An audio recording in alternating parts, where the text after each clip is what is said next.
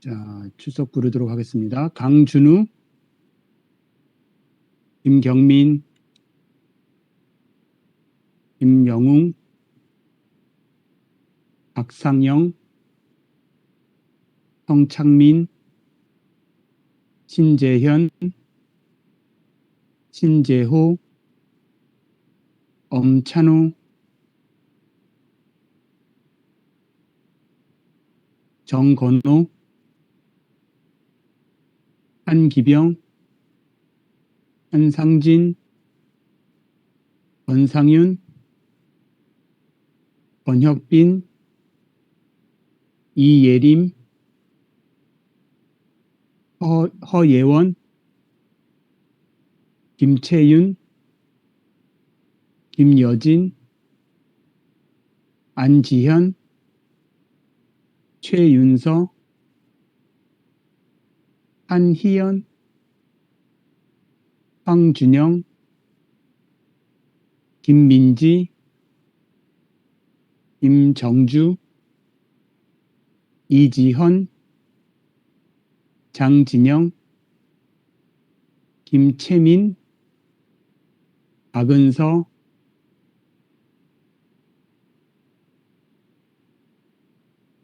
양다윤,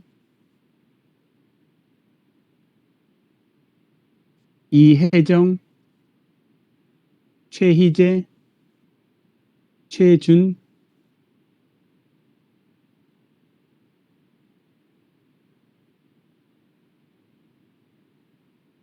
예. 자, 수업이란다. 출석 다 불렀습니다. 출석 안 부른 사람 없죠? 자, 그러면 수업을 시작을 하도록 하겠습니다. 여러분 잠시 세팅하는 동안 기다려 주세요.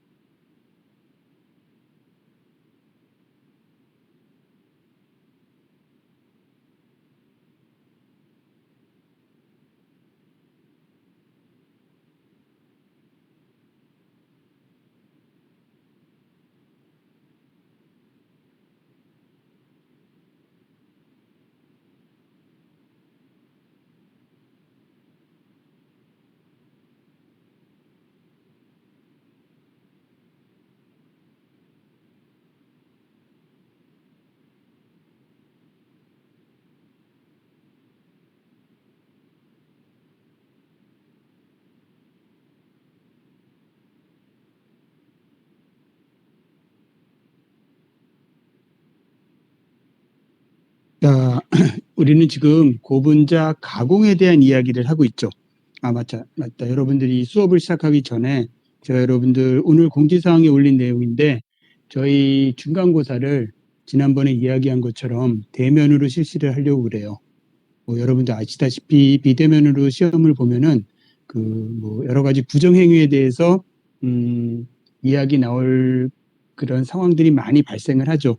그래서 그러한 것들을 이제 미연에 여러분들 방지하기 위해서 고분자 공학 같은 경우에는 가능하면은 중간고사도 제가 대면을 본다고 여러분들한테 미리 말씀을 드렸고 지금 사회적인 분위기도 여러분들이 대면을 점점 이제 뭐라 그러네 사회적 거리두기도 완화가 되면서 이제 대면으로 가는 분위기이기 때문에 여러분들 시험은 중간고사는 대면으로 보도록 할 거예요. 그래서 시험 날짜는 일단 여러분들 제가 공지에 올렸지만은 5월 2일 월요일 수업 시간에 볼 겁니다. 11시부터 1시간 정도 시험을 보면 될 것 같아요. 12시 사이에 시험을 보도록 하고 그다음에 강의실은 암만 해도 이제 인원수가 저희가 한 30명이지만은 한 강의실에서 보기에는 아직 방역 문제가 조금 걱정이 되기 때문에 제 생각에는 지금 2개의 강의실로 나눠서 한 15명씩, 16명씩 해가지고 좀 거리를 충분히 둔 다음에 여러분들 시험을 실시하려고 그래요. 그래서 강의실은 제가 추후에 확정이 되면은 여러분들한테 공고를 하도록 하겠습니다. 그래서 여러분들은 5월 1일 월요일 날 중간고사를 본다는 거를 인지를 하시고 시험 범위는 아마 이 고분자 가공, 다음에 이제 저희가 폴리머 솔루션에 대한 이야기를 할 거거든요. 그래서 그 폴리머 솔루션까지가 그러니까 이 가공 플러스 이제 하나의 더 토픽을 하는데 그게 아마 고분자 용액, 폴리머 솔루션에 대한 이야기를 할 거예요. 그래서 거기까지가 여러분들 중간고사 범위가 될 테니까 여러분들 시간 있을 때 미리미리 공부를 조금 해두시면은 도움이 되겠죠. 자, 그리고 중간고사에 대한 자세한 이야기는 이제 그 시험 일자가 다가오면은 제가 다시 여러분들한테 말씀을 드리도록 하겠습니다. 자, 그러면 이제 진도를 나가보도록 할게요. 우리가 지금 여러분들 고분자 가공에 대한 이야기를 하고 있고, 가공 중에서 그 고분자가 최종적으로 만들어지는 고분자 제품의 모양에 따라서 우리가 필름 가공, 그다음에 파이버 가공, 그다음에 일반 성형품 가공에 대한 이야기를 여러분들하고 했어요. 그리고 오늘부터 할 내용은 이제 이렇게 어떻게 보면 메인 제품은 아니지만은 그래도 고분자에서 여러분들이 중요하게 알아두어야 될 가공법에 대한, 그러니까 일종의 뭐 여러분들 기타 정도로 얘기할 수 있을까요? 기타 가공법에 대한 이야기를 여러분들한테 말씀을 드리려고 그래요. 제일 처음 나오는 게 이제 코팅이죠. 코팅은 여러분들하고 잠깐 이야기를 했었죠. 언제 이야기를 했었죠, 저희가? 그쵸? 여러분들한테 라미네이션 가공법에 대해서 이야기를 할 때 여러분들 코팅에 대해서 이 코팅과 라미네이션을 여러분들이 구분할 줄 알아야 된다고 제가 말씀을 드렸어요.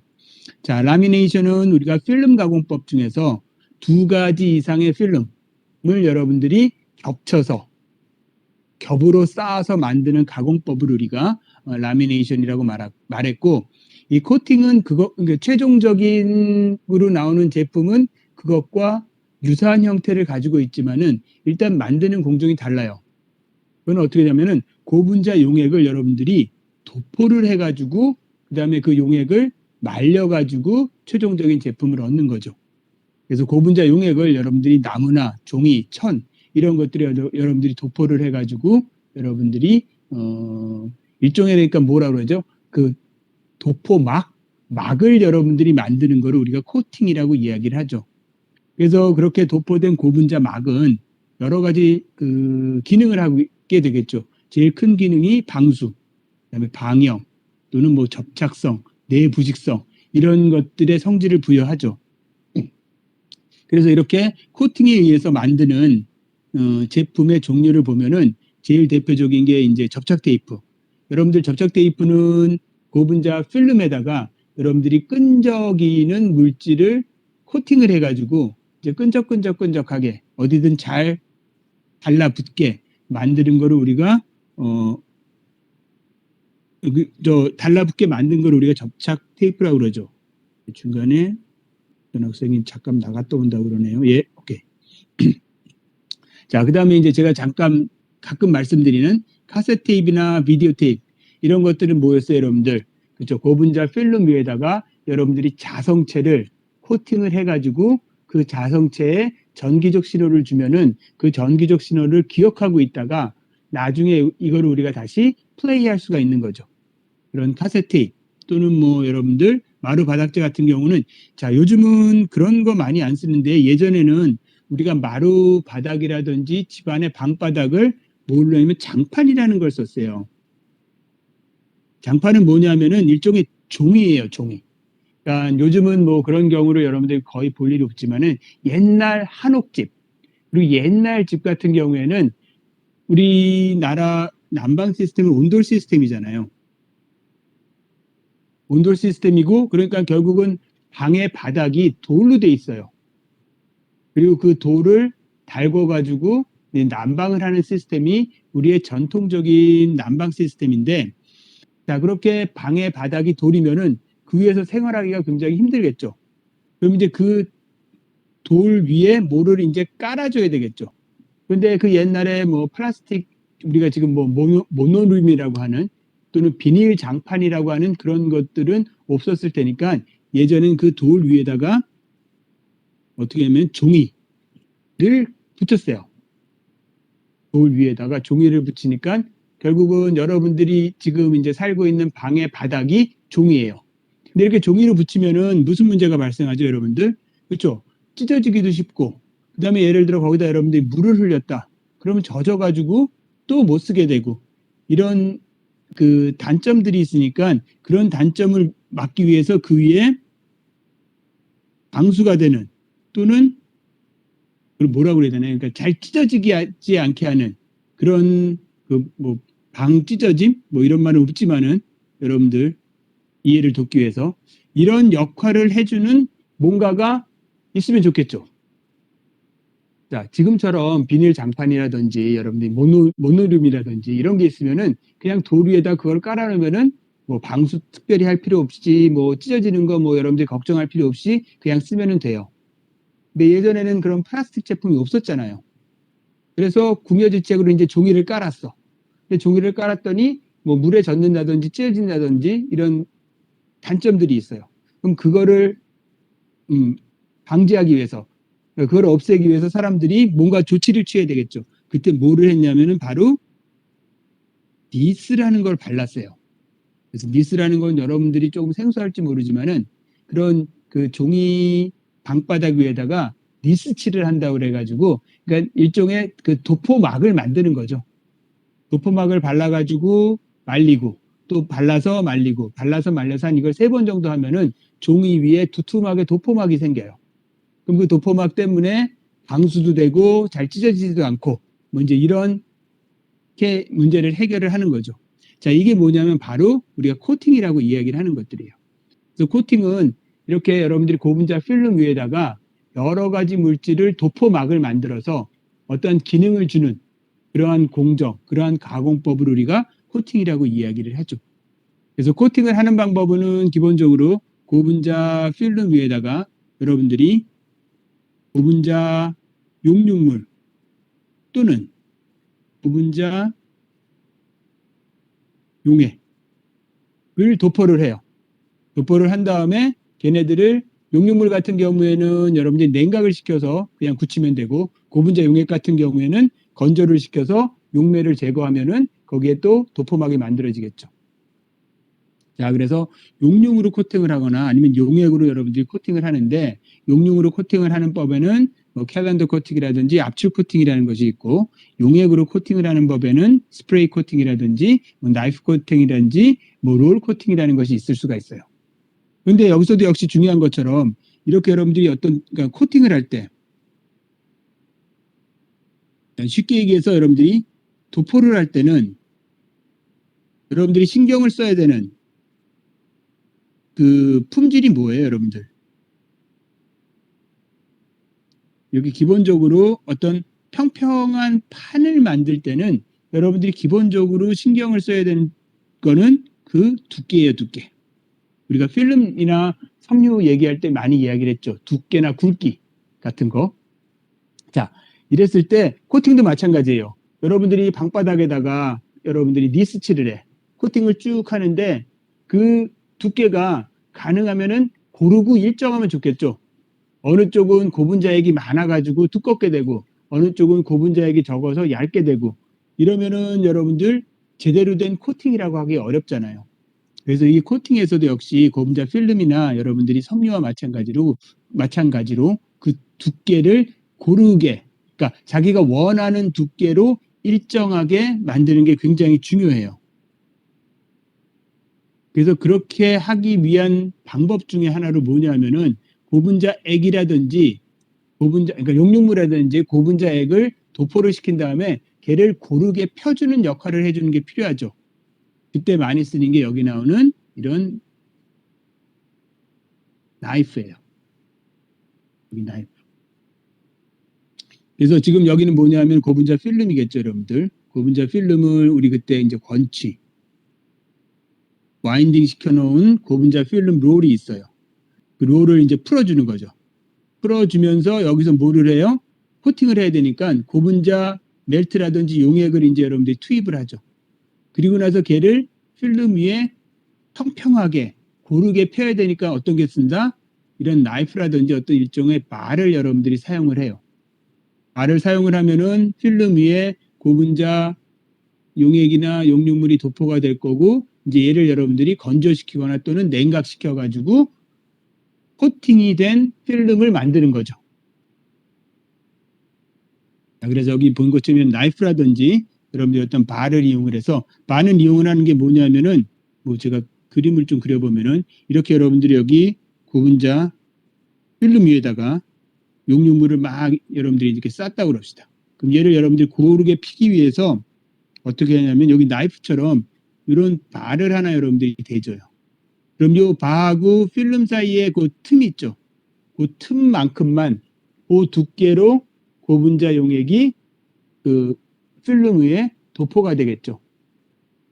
이렇게 나이프라든지 바를 이용을 해서 여러분들이 그러니까 코팅이 되는 도포가 되는 용액이라든지 멜트의 두께를 여러분들이 조절하고 균일하게 만들어 줄 수가 있어요.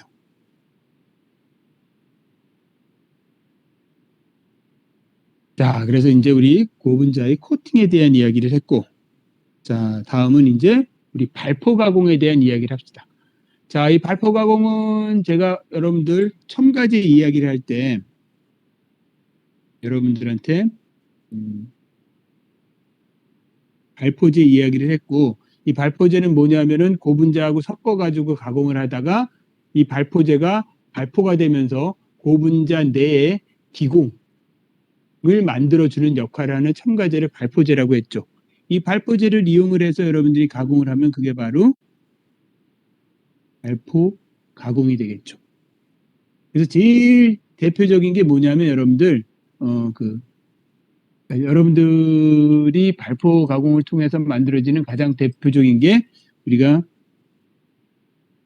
스티렌폼이라고 그러는 거죠. 스티로폴, 우리는 스티로폴이라고 그러나? 이건 뭐냐면은 PS를 발포 가공을 해서 만든 거를 우리가 스티로폴이라고 이야기를 해요. 정확히는 여러분들이 스타이렌으로 만든 폼이라고 이야기를 하죠. 자, 그래서 보면은 우리 스펀지라든지 발포 고무라든지 발포 수지 같은 거를 쓰는데 이 발포 가공을 하는 가장 큰 이유는 뭐냐면은 여러분들이 단열을 위하거나 방음, 전기 절연, 충격 흡수 같은 데 많이 쓰죠. 죄송해요. 자, 여러분들 그 택배를 시키면은 냉동이 필요한, 그러니까 냉동식품 같은 경우에 여러분들 그 스타이렌폼의 그 박스에 들어오죠. 그건 뭐 때문에 그래요? 그렇죠. 그게 열을 차단해 주니까 여러분들이 그 스타이렌폼 안에 여러분들이 뭐 예를 들어 고기를 넣은 다음에 얼음이라든지 드라이 아이스를 같이 넣어주면은 그 안이 차갑게 되고 그 열이 밖으로 나가지 못하니까 차가움이 오랫동안 지속이 되는 거잖아요. 자, 그 다음에 또 방음. 여러분들 방음을 해주기 위해서 어떻게 해요? 스타이렌폼 같은 거 여러분들 막 벽에 붙여주면은 그만큼 방음이 되죠. 왜 방음이 되냐면은 소리가 스타이렌폼으로 들어갔다가 그 안에 있는 공기층에 부딪혀가지고 더 이상 전달이 안 되는 거죠. 마찬가지로 충격 흡수도 마찬가지죠, 여러분들. 충격을 흡수하기 위해서 여러분들 집에 뭐 층간소음을 막기 위해서 밑에 그러니까 까는 그런 매트리스 같은 경우 보면은 대부분 발포 가공으로 만든 매트리스 등이에요. 자, 그래서 이렇게 우리가 이제 발포 가공을 하는 이유를 알았고, 대표적으로 사용되는 발포제는 여기 나와 있는 ABFA, 아조비스 포름 아마이드라는 것을 주로 사용이 되죠. 그래서 이거는 이제 이러한 발포제를 여러분들이 그 고분자 수지하고 같이 섞어가지고 대부분의 경우에는 이제 그 열을 주면은, 즉 고온이 되면 이 발포제들이 거기서 폭발을 해요. 폭발까지는 맞지 않는데 이제 분해가 되면서 그 안에다 기공을 만들죠. 그 기공을 만드는 역할을 하는데, 그래서 발포 가공을 보면은 이제 여기 나와 있는 그 그림을 보면은 다음과 같아요. 자, 여기다 여러분들이 지금 어떻게 만드느냐면은 여기다가 여러분들이 발포제하고 고분자하고를 섞어 놓은 다음에 여러분들이 여기다가 스팀을 공급을 하죠. 스팀을 공급한다는 거는 이제 고온으로 만들어준다는 거죠. 고온으로 만들어주면은 이 발포제들이 뻥뻥뻥뻥 터지면서 그 안에 이제 공기층을 만드는 거죠. 그래서 발포 성형에 주로 사용되는 수지는 PS가 여러분들 가장 유명하고, 그래서 여러분들 그 스타일 앤 폼 있죠. 여러분들이 주위에서 가장 흔하게 볼 수 있는 발포 가공에 의해서 만들어지는 그 성형품을 여러분들이 알 수 있을 거예요. 자, 그래서 우리가 이제 발포 가공에 대한 이야기를 대충 여러분들한테 말씀을 드렸고, 자, 그래서 이제 기타 가공에 대한 이야기도 여러분들이 대충 했고, 이제 마지막으로 우리가 가공에 대해서 좀 정리를 해보면은, 우리가 열 가소성 수지하고 열 경화성 수지를 나눠준 적이 있었어요. 자, 다시 한번 간단히 정리하면은, 자, 열 가소성은 우리가 테르모플라스틱이라고 하는 건데, 이거는 열을 가할 때마다 유동상이 됐다가, 이거 용융이 됐다가 냉각을 시키고, 다시 또 재가열하면은 또 재용융이 되고, 냉각을 시키면은 다시 굳고, 이렇게 열을 가할 때마다 여러분들이 용융을 시킬 수 있는 플라스틱을 열 가소성 플라스틱이라고 그래요. 그래서 여러분들이 고분자 중에 이렇게 선형 고분자라든지 가지가 달린 브랜치드 폴리머 있죠. 이런 애들은 대부분 열 가소성 수지예요. 그래서 가장 대표적인 열 가소성 수지가 뭐예요? PE, 그다음에 PP, 그다음에 PVC. 자, 이런 것들이 가장 대표적인 열 가소성 수지고, 이런 열 가소성 수지로 만든 것들을 여러분들이 우리 주위에서 많이 볼 수가 있죠. 그리고 이러한 애들을 가공을 할 때, 뭐 필름이라든지 파이버라든지 아니면 여러분들이 뭐 성형품을 가공할 때 주로 사용하는 가공법이 바로 사출 성형, 압출 성형, 그다음에 중공 성형, 캘린더링 같은 것을 주로 사용을 해요.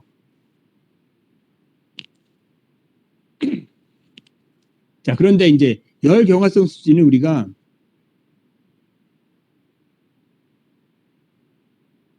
테르모세팅 플라스틱이라고 그래서 얘는 일단 한번 딱 굳어지면은 그 다음에 여러분들이 재가열을 해도 다시 재용융이 안 되는 애들이에요. 그리고 얘네 같은 경우에는 열에 의해서, 그러니까 내열성들이 조금 높은 애들이 많기 때문에 이런 열경화성 플라스틱 같은 경우에는 일반적으로 용융을 시켜서 뭔가를 만드는 거를, 그러니까 용융을 시켜서 가공품을 만들기가 그렇게 쉽지가 않아요. 그래서 얘 같은 경우에는 대부분 압축 성형, 고압 적층, 반응 사출 성형 같이 뭔가 가열하지 않고 하는 방법들을 가지고 열 경화성 플라스틱을 가공을 해요. 그래서 열 경화성 플라스틱은 여러분들이 보면은 구조가 일반적으로 가교가 되어 있는 구조를 가지고 있는 애들이 많죠. 가교 구조를 가지고 있는 애들은 일단 가교가 되면은 얘네들을 여러분들이 뭔가 그 유동상으로 만들거나 좀 변형하기, 가공하기 쉬운 형태로 만들기 위해서는 이 가교된 부분들을 다 잘라줘야지 그러한 상태로 변할 수가 있거든요. 근데 이러한 거를 끊어주기가 굉장히 힘들겠죠. 노력이 많이 들겠죠. 에너지가 많이 필요하겠죠. 돈이 많이 들겠죠. 그래서 얘 같은 경우에는 열에 의해서 가공하는 방법보다는 열에 의하지 않는 방법. 그러니까 예를 들어 뭐 고압으로 여러분들 눌러준다든지 뭐 이런 식으로 여러분들이 하는 방법을 주로 사용을 해요.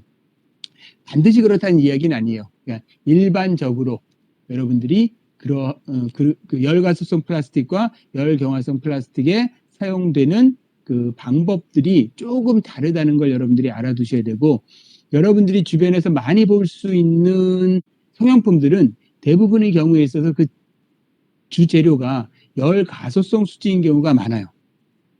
따라서 여러분들이 지금 배웠던 그 가공법들 중에서 압출이라든지 사출에 의해 가지고 여러분들이 그 가공품을, 고분자 제품을 만들 수 있는 거로 여러분들이 알 수가 있겠죠. 자, 이렇게 해서 이제 여러분들 그 고분자 가공에 대한 거를 마치도록 할게요. 그리고 제가 지금 말씀드린 이 고분자 가공 방법은 여러분들 교재 있죠. 고분자 화학이라는 책에 제가 설명한 것뿐만 아니고 여러 가지 좀 이제 더 덧붙인 내용들이 많이 나와 있어서 여러분들이 걔네들을 가지고 좀 더 공부를 하시면 되고, 이제부터 우리가 해야 될 건 뭐냐 하면은 이제 이 가공법들 중에서 제가 중요한 가공법들이 있다고 그랬죠. 뭐하고 뭐가 있다고 그랬죠? 그렇죠. 압출하고 익스트루전. 그다음에 사출. 사출은 인젝션 몰딩이라고 그러죠.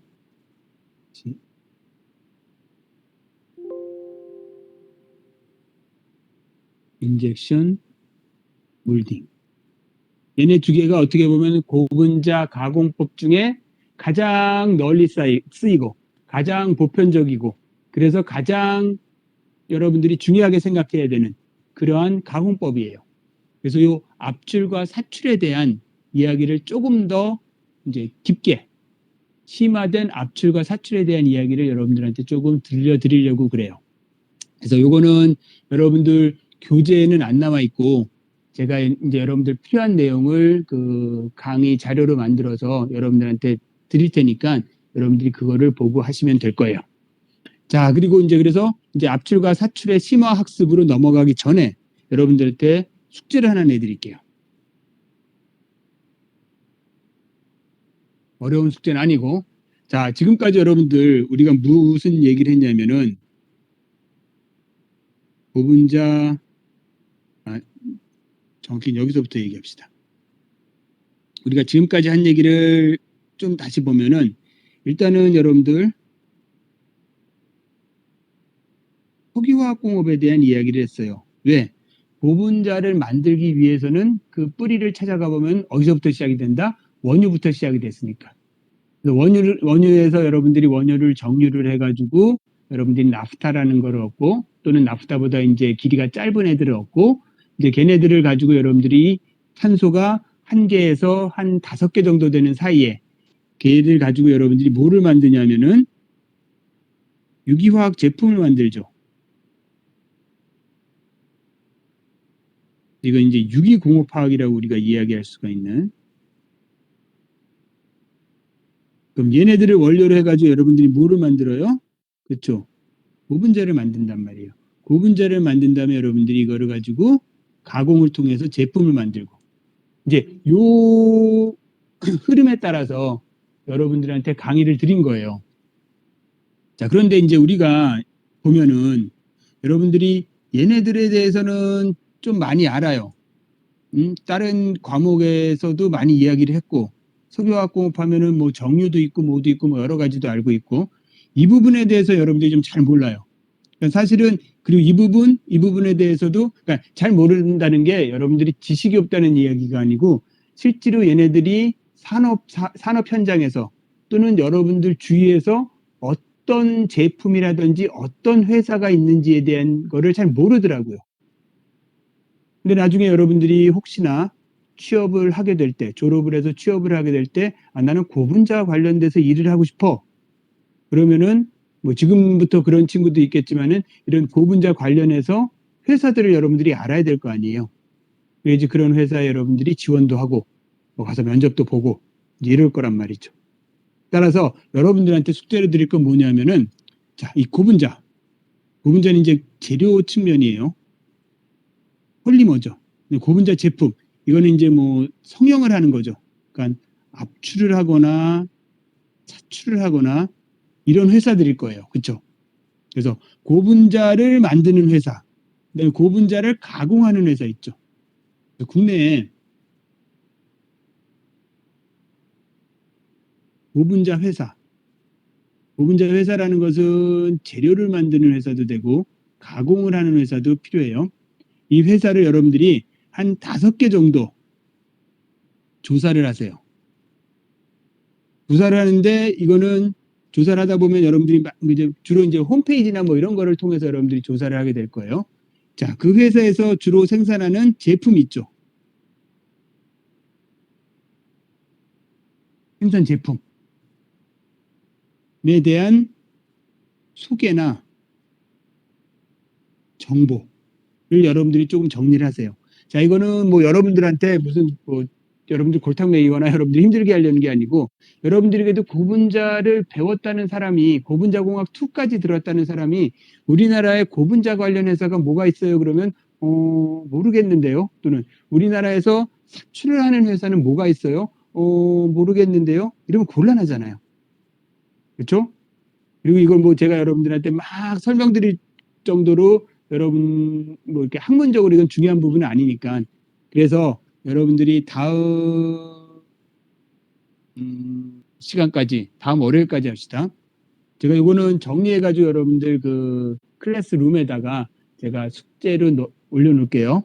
일단 그냥 설명만 드리면 여러분들이 해야 될 거는 국내 고분자 회사, 재료를 생산하는 회사, 그 다음에 어떤 가공을 하는 회사들을 여러분들이 한 5개. 그럼 이렇게 합시다. 재료는 3개, 가공은 2개 정도 합시다. 하여튼 너무 한쪽으로만 쏠리면 안 되니까. 하여튼 3대2 내지는 정도로 해가지고 또는 뭐 2대3도 괜찮아요, 여러분들. 정해놓은 건 아니니까. 하지만 너무 하나만 하지는 말고. 그래서 그러한 회사들이 만드는 제품 위주로 여러분들이 그 회사 소개하고 제품의 소개 이런 것들을 여러분들이 간단히 그냥 정리를 좀 해두세요. 정리를 하면은 나중에 혹시나 여러분들이 취업을 할 때 지금 이렇게 좀 회사에 대해서 알아놓은 게, 아, 근데 이 회사 한번 가볼까? 라는 거하고 연결될 수도 있으니까, 이제 이거를 다음 주 월요일까지, 다음 주 월요일이면 4월 11일이죠. 제출을 하시는 걸로 해서 제가 오늘 수업 끝나면은 클래스룸에다가 그 과제물 정리해가지고 올려놓도록 할게요. 여러분들이 정리를 해서 보내주시고 바라고, 다시 말씀드리면 가능한 한 숙제는 여러분들 PDF 파일로 해서 좀 보내주세요. 다른 파일들은 다른 파일이라면 대부분 경우에는 이제 JPG로 해서 보내주는 사진 찍어 보내주는 친구들 많은데 보기가 너무 좀 곤란해요. 그래서 여러분들 정리를 해서 PDF 파일로 요즘 웬만한 그 마이크로소프트라든지 마이크로 오피스라든지 여러분들 뭐 아래 한글이라든지 다 그 다른 이름으로 저장하면은 PDF 형식으로 다 저장되는 거 알죠, 여러분들? 정말 모르는 사람 있지는 않겠죠. 그러니까 해서 여러분들 PDF 파일로 해서 보내주시는 게 제가 여러분들 제일 보기가 좋더라고요. 자, 혹시 숙제 관련돼서 좀 의문이 있거나 뭐 얘기하고 싶은 게 있으면은 질문해 주시고 없으면은 오늘 우리는 이제 압출에 대해서 넘어가도록 할게요. 자, 혹시 숙제에 관련된 질문 있으세요? 오케이. 없는 걸로 알고 우리 국내 회사로 해놓으세요.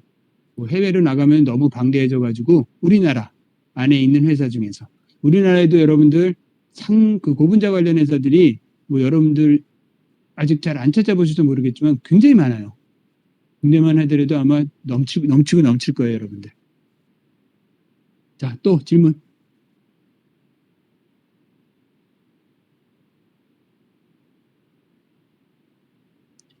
자, 없는 걸로 알고 우리 압출로 넘어가도록 하겠습니다.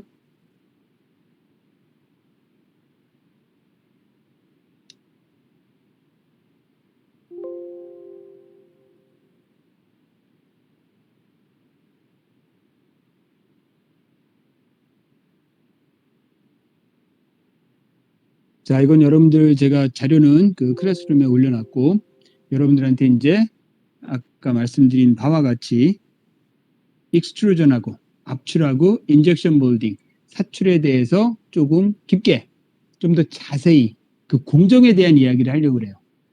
그래서 이제 여러분들이 압출이 무엇인지 인젝션 몰딩이 무엇인지는 이미 머릿속에 들어가 있어요. 우리가 이야기를 이미 했기 때문에 걔네들에 대한 조금 자세한 이야기를 해보도록 합시다.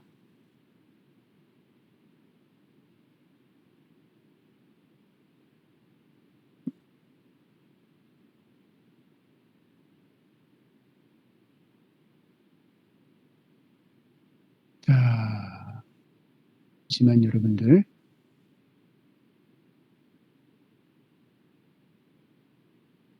자, 지금 이제 이건 익스트루전하고 인젝션 몰딩을 일단 여러분들 비교해서 제가 한번 설명을 해드릴게요.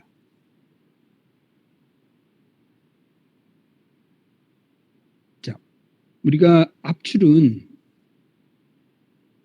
여러분들한테 무엇을 할 때 말씀드렸냐면은 이건 여러분들 필름 가공에서 말씀을 드렸는데 압출 자체가 필름 가공에만 쓰이는 건 아니라고 말씀을 드렸죠. 자, 압출 자체는 기본적으로 고분자를 멜트로 만들어서 뭐라고 시켜나 펌핑을 시키는 또는 이거를 우리가 이제 컨베이라고도 이야기를 하죠. 그러니까 이송을 시키는. 그러니까 용융을 해서 이송을 시키는 거를 우리가 압출이라고 이야기를 하는 거예요. 그리고 그 이송이 되는 마지막 단계에 우리가 어떤 다이를 쓰느냐에 따라 가지고 나오는 제품의 모양이라든지 이런 게 변하게 되겠죠, 여러분들. 자, 그래서 압출은 여기 나온 것처럼 여러분들 여기 보시는 것처럼 자, a process for the continuous production of a plastic product. 여러분들이 고분자 제품을 만드는 데 있어서 이거는 컨티뉴어스한 공정이에요. 연속 공정이에요. 여러분들 필름 만드는 공정 봅시다. 거기서 여러분들이 계속해서 필름이 나오죠. 용융물이 나오니까 여러분들이 걔네들 계속해서 감아주면은 계속해서 공정을 여러분들이 유지시킬 수가 있는 거죠. 그래서 이거는 주로 컨스탄트 크로스 섹션, 그러니까 단면이 일정한 모양을 가지고 있는 그런 제품을 만들어요. 여러분들 필름의 단면을 보면 항상 일정하죠, 여러분들. 파이버의 단면을 보면 어때요? 항상 일정하단 말이에요. 그리고 계속해서 여러분들이 생산을 할 수가 있고. 그래서 여기 주로 만드는 거는 파이버라든지 시트라든지 파이프라든지 튜브라든지 뭐 이런 애들을 만드는데 여러분들이 압출 공정을 주로 사용을 해요. 그러면 인젝션 몰딩은 그것 대비해서는 얘는 꼭 뭐가 있어야 되냐면은 몰드가 있어야죠. 우리가 금형이라고 부르는 거. 여러분들이 만들고자 하는 제품의 모양을 가지고 있는 틀이 반드시 필요해요. 그래서 얘는 여러분들 디스컨티니어스한 그러니까 불연속 공정이에요. 왜? 우리가 잠깐 말씀드렸지만은 금형 안을 여러분들이 그러니까 금형이 닫히면은 여러분들이 금형 안을 용융물로 채우고 그다음에 냉각될 동안 기다려야 된단 말이에요. 그럼 그동안에 여러분들 멜트는 들어가지 않고 대기하고 있어야 돼요. 그러고 있다가 금형이 열린 다음에 제품을 빼내고 다시 금형을 닫고 그 다음에 용융물이 들어가죠. 그러니까 금형이 닫혀서 열려서 제품이 나올 때까지 그 사이 동안에 뭔가 용융물이 계속해서 들어가는 게 아니고 용융물이 들어갔다가 대기했다가 들어갔다가 대기했다가 이런 식으로 불연속 공정으로 되는 게 인젝션 몰딩의 특징이에요. 그리고 이 사출 성형으로 만든 제품은 그 크로스 섹션이 컨스탄트하지가 않아요. 그 얘기 뭐냐면은 아까 우리가 그 사출 성형으로 만든 대표적인 게 뭐냐면은 여러분들 그 용기죠. 이런 PET 병이야. 자, 이 PET 병은 여러분들 단면이 일정하지가 않죠. 그러니까 좀 쉽게 얘기하면은 익스트루전으로 만들 수 있는 거는 굉장히 뭐라 그럴까 모양이 단순하고 간결한 그러한 제품을 여러분들이 만들 수가 있고 인젝션 몰딩을 가지고는 여러분들이 모양이 복잡한 불규칙한 이런 애를 여러분들이 만들 수가 있어요.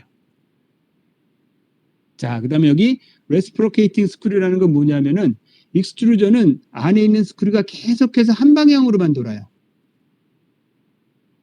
그러니까 이송되는 방향으로만 계속해서 스크류가 움직여요. 하지만 인젝션 몰딩은 용융물을 집어넣어 줬다가 용융물을 안 집어넣어 주는 동안에는 스크류가 다시 뒤로 돌아와요. 그래서 스크류가 왕복 운동을 해요. 그러니까 금형에다가 용융물을 채울 때는 앞으로 가고 그다음에 금형에서 그 제품을 냉각시켜서 금형이 열릴 때까지는 다시 뒤로 와가지고 대기를 하고 있는 거죠. 그래서 스크류가 앞뒤로 왔다 갔다 하는 특징을 가지고 있는 게 사출 성형이고 일방으로만 계속 나가는 거를 우리가 압출 성형의 특징이라고 이야기할 수가 있어요. 자, 제가 뭐 여러 가지로 여러분들한테 설명을 많이 드렸어요. 그래서 여러분들 요거 잠깐 정리를 하고 그 다음으로 넘어가도록 하겠습니다.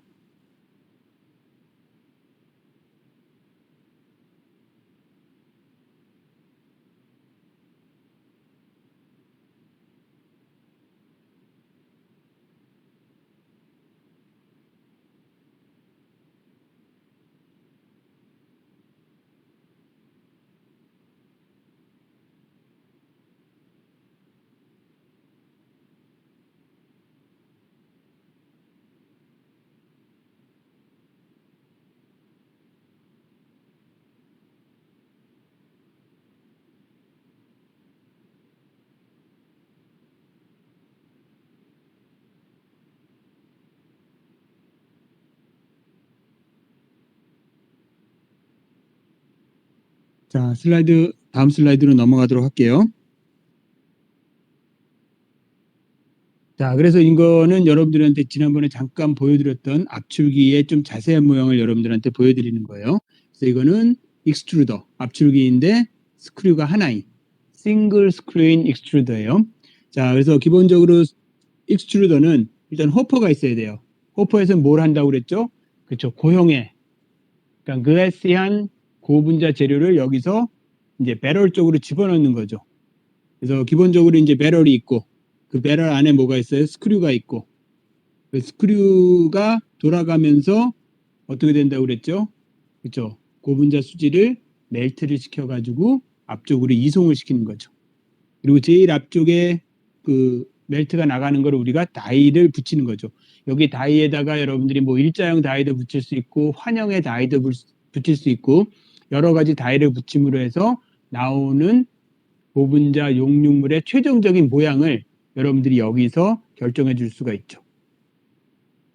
자, 그 다음에 여러분들이 중요한 게 뭐냐면, 그쵸. 히터가 있어야죠. 히터는 뭐냐면은 멜트를 만들기 위해서 외부에서 가열해주는 열을 이제 공급하는 게 히터겠죠. 근데 여기는 또 나중에 다시 또 말씀드리겠지만 뭐가 또 있어요, 여러분들. 용융물을 용융시키기 위해서 여러분들 마찰열도 이용을 한다고 그랬어요.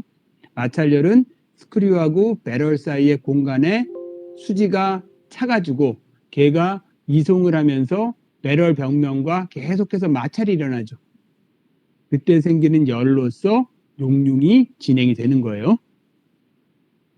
자, 그 다음에 이제 이거는 스크류 드라이버는 뭐냐면은 스크류를 이제 계속 돌려야 되니까 그 돌려주는 모터가 필요하죠. 그래서 여러분들 익스트루더의 가장 중요한 거를 3개 꼽아라 그러면 바로 뭐예요? 호퍼하고 배럴하고 스크류예요. 그 중에 제일 중요한 거 하나를 뽑아라 그러면 이게 제일 중요하겠죠, 여러분. 스크류. 스크류가 하는 역할이 뭐예요, 여러분들? 그렇죠? 멜트를 만들기도 하고 이송도 시키니까. 용융과 이송에 모두 관여하는 게 스크류예요.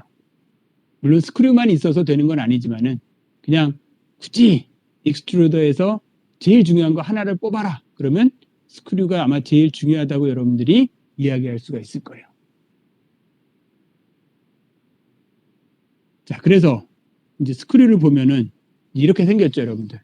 대표적인 스크류를 하나 여러분들 가지고 온 거고, 스크류는 기본적으로 여러분들이 뭐가 중요하냐면은 이 전체 길이와 다이아미터의 그 상관관계가 굉장히 중요해요. 그리고 지금 여기 있는 블레이드 있죠. 날이라고 그러는 날 블레이드가 있는데 이 블레이드가 어떻게 생겼는지도 굉장히 중요해요. 그러니까 지금 이제 여러분들이 이거 보면 알겠지만은 얘를 한 방향으로 돌리면은 이 블레이드가 움직이면서 어떻게 돼요? 요 안에 채워진 것들 있죠. 요 안에 채워지는 것들. 얘네들이 앞쪽으로 이송을 하게 돼 있어요. 그렇죠?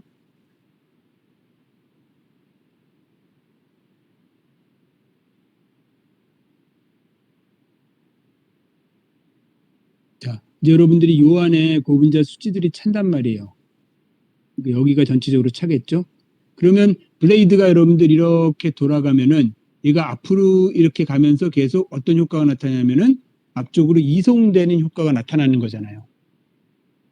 그리고 요 부분, 이 차 있는 애가 이송을 하면서 어떻게 돼요? 지금 여기는 안 그려져 있지만은 이렇게 배럴이 있어요. 그럼 배럴하고 요 사이에 그 배럴 면에 자꾸만 마찰이 되겠죠. 그래서 앞으로 나아가면서 마찰이 생기니까 마찰열. 그걸로 용융이 되고. 자, 그래서 이제 이 스크류는 크게 피딩되는 부분, 이 피딩되는 부분은 아까 얘기한 호퍼에서 재료가 떨어져 가지고 이제 들어오는 부분이에요. 그다음에 컴프레션이라고 하는 거는 뭐냐면은 이 중간에 채워진 애들을 여러분들이 이렇게 좀 그러니까 압축까지는 아니지만 앞으로 하여튼 미는 부분이죠. 그다음에 미터링 부분이라는 것은 거의 용융이 일어나 가지고 걔네들이 앞으로 나가는 부분이에요. 지금 여러분들 보시면 알겠지만은 지름이 일정하지가 않고 지름이 갈수록 어떻게 돼요? 점점 여기 커지는 역할을 하죠. 그러니까 이런 것들이 왜 다 이렇게 디자인이 되냐면은 이런 블레이드 모양이라든지 전체 길이라든지 지름이라든지 그리고 이렇게 점점 이렇게 커지는 거라든지 이런 게 다 뭐하고 관계 있냐면은 마찰에 의해서 용융이 되는 거하고 그 다음에 멜팅이 된 거를 앞으로 이송시키는 거 있죠. 그 두 개와 다 연관이 있어요. 그러니까 뭐 그런 경우 없겠지만 쉽게 예를 들어서 여러분들 얘가 너무 짧다. 그냥 스크류를 너무 짧게 디자인을 했다. 그럼 무슨 일이 발생하냐면은 이게 용융 가다가 여기 가가지고 다 용융이 돼가지고 나이로 나가야 되는데 너무 짧으면 용융이 안 돼가지고 나이로 나갈 수도 있는 거예요. 그러면 여러분들 제품을 만들 수가 없겠죠. 따라서 그러한 용융하고 이송을 여러분들이 생각을 해서 스크류를 디자인해야 돼요. 이 디자인한다는 거는 또 말씀드리지만 전체 길이도 그렇고 두께도 그렇고 뭐 점점 가늘어지는 건지 점점 넓어질 것인지 그리고 블레이드는 뭐 촘촘하게 넣을 건지 넓게 넣을 건지 이런 것들을 여러분들이 가공하고자 하는 재료의 물성하고 연관을 시켜서 여러분들이 스크류를 디자인을 해줘야 돼요. 굉장히 중요한 부분이죠, 여러분들. 자, 우리 시간이 47분이구나. 우리 잠깐만 쉬었다 합시다. 우리 여러분들 11시 47분이니까 12시에 다시 수업을 진행하도록 하겠습니다. 잠깐 쉬었다 합시다.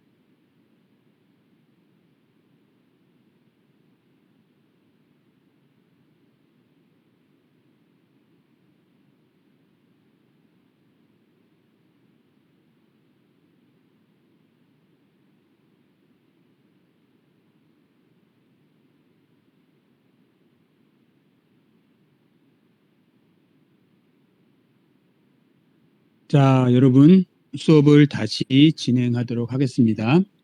지금 저희는 그 압출과 사출에 대한 이야기를 여러분들하고 하고 있고요. 지금 이제 압출기에 대한 공부를 하고 있어요. 그래서 우리가 압출기의 전체적인 모습, 그리고 다음에 압출기에서의 가장 중요한 요소라고 그러면 이제 스크류를 들 수 있다고 말씀을 드렸죠. 그 스크류에 대한 이야기를 여러분들하고 하고 있는 중이에요. 자, 다음 봅시다. 자, 그래서 익스트루더의 역할, 뭐 익스트루더 역할 정도 되겠죠. 익스트루더의 기능은 뭐냐면은 뭐 제가 누누이 말씀드린 거죠. 처음에 컨베잉, 이제 이거는 이송을 시키는 거죠. 이송. 멜트를 여러분들 그 나이까지 이제 이송시키는 거. 그다음에 히팅과 멜팅, 그렇죠. 용융을 시키는 게 제일, 이 두 개가 제일 중요한 기능이죠. 이제 그 다음으로 이제 부가적인 기능으로서 믹싱. 자, 믹싱이라는 거는 나중에 또 자세히 말씀드리겠지만은 우리가 고분자 제품을 만들 때 고분자 재료 말고 첨가제 같은 것도 집어넣는다고 그랬죠. 그럼 그 첨가제하고 고분자를 섞는 게 어느 부분이냐? 바로 익스트루더 안에서 이송이 되면서 섞이는 거죠. 그다음에는 이제 다이 포밍이라는 거는 그 익스트루더 앞에 어떤 다이를 붙이느냐에 따라서 우리가 최종적으로 생산해내는 제품의 모양을 결정할 수가 있죠.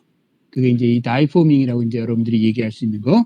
자, 디게싱이라는 건 뭐냐면은 그 익스트루더 안에, 그러니까 배럴하고 여러분들 스크류가 돌아가면서, 자, 이거는 제가 나중에 그림이 나오니까 그 그림에서 여러분들한테 좀 자세히 설명을 하도록 할게요.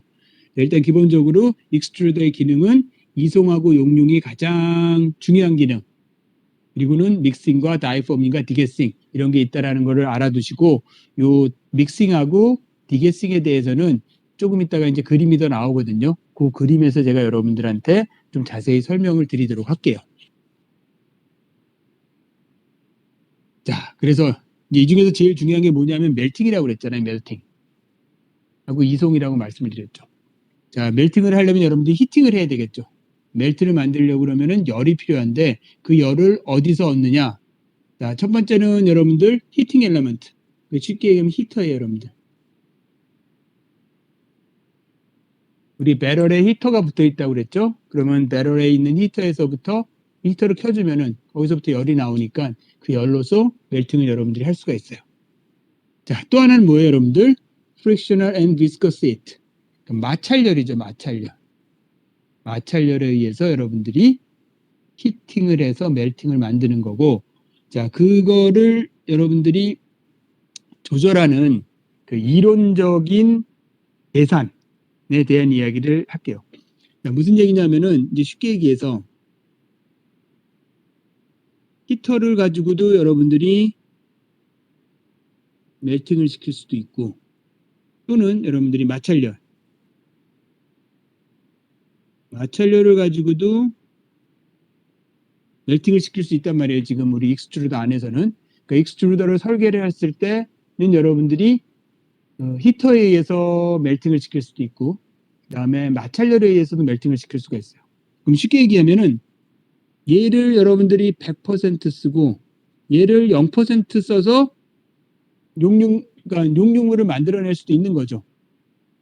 또는 반대로 얘는 하나도 사용하지 않고 얘만 가지고도 여러분들이 쓸 수가 있을 거란 말이죠. 자, 그러면 결국에는 여러분들은 지금 히터로 열을 얼만큼 주고 마찰열을 가지고 어떻게 할까? 그거를 여러분들이 결정을 해야 되겠죠. 그러니까 예를 들어서 얘를 뭐 7대 3으로 한다든지 또는 뭐 6대 4로 한다든지 뭐 이제 이런 거를 여러분들 결정을 해야 되겠죠. 왜? 결국은 여러분들 뭐하고 관계 있는 거예요. 그쵸? 경제성하고 관련이 있는 거잖아요. 예를 들어서 히터 100%만 쓰는 게 제일 돈이 적게 든다. 그럼 그렇게 쓰는 게 맞는 거죠. 반대로 마찰열만 가지고 하는 게 돈이 제일 적게 든다. 그러면 그것만 가지고 하는 게 맞는 거죠. 자, 그런데 히터만 100% 쓴 게 돈은 제일 적게 드는데 시간이 오래 걸려. 가공하는데 시간이 오래 걸려. 그럼 결국은 나오는 제품의 개수가 그만큼 적어지겠죠. 그럼 어떻게 돼요, 여러분들? 생산량이 적으니까 그만큼 여러분들한테 매출이 줄어드는 거잖아요. 자, 그럼 그거는 에너지 값은 세이빙을 했지만은 매출이 줄어들었어. 그럼 그것도 또 안 되겠고. 하여튼 이런 여러 가지를 복합적으로 해서 결국은 여러분들한테 이익이 얼만큼 발생하는지에 따라서 여러분들이 결정을 해야 돼요. 근데 지금 여기서 이익을 생각해야 될 게 뭐냐면은 결국은 여러분들이 에너지 비용. 그러니까 다시 얘기하면은 우리가 에너지 비용이라고 하는 게 여기서는 이제 가공 비용이라고 이야기를 할게요. 가공 비용.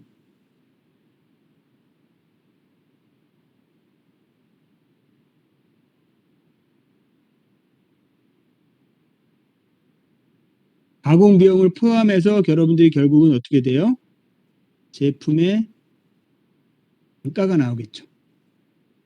그럼 이 제품의 단가를 가장 최적으로 만드는, 그러니까 여러분들이 이익을 제일 극대화할 수 있는 에너지 비용을 생각을 해야 되고, 가공 비용을 생각을 해야 되고, 그 가공 비용을 생각할 때 결국은 여러분들이 히터를 쓸 것인지 아니면은 여러분들이 마찰열을 쓸 것인지를 결정을 해야 된다는 이야기예요. 지금까지 얘기가. 그런데 마찰열은 뭐하고 관계가 있어요, 여러분들? 자, 마찰열이 생기는 원리는 다시 말씀드리지만은 스크류가 돌아가면은 그 블레이드 사이에 있는 고분자 수지가 배럴과 마찰에 의해서 열이 발생을 하는 거죠. 따라서 이 마찰열은 스크류의 RPM하고 관계가 있겠죠. 쉽게 생각해서 빨리 돌리면 어때요? 마찰이 더 많을까요? 그렇죠. 일반적으로는 빨리 돌리면 그만큼 마찰이 많으니까 마찰열에 의해서 녹는애가 많아지겠죠. 천천히 돌리면 어때요? 그거보다는 마찰열이 적어지니까 그 마찰열에 의해서 녹는애가 적어지는 거죠. 그렇게 되면 그만큼을 히터로 보상을 해야 되는 거죠. 자, 그래서 지금 여기 나와 있는 그래프는 바로 그 상관관계를 보여주는, 이론적으로 보여주는 애예요. 자, X축이 뭐예요, 여러분들? 스크류의 스피드죠. 자, 스피드가 여러분들 어때요? 빨라지면 빨라질수록 뭐가 많이 들어가냐면 Y축은 뭐예요? Specific Energy Consumption이죠. 자, Specific이라는 말이 붙으면 대부분 뭐예요, 여러분들?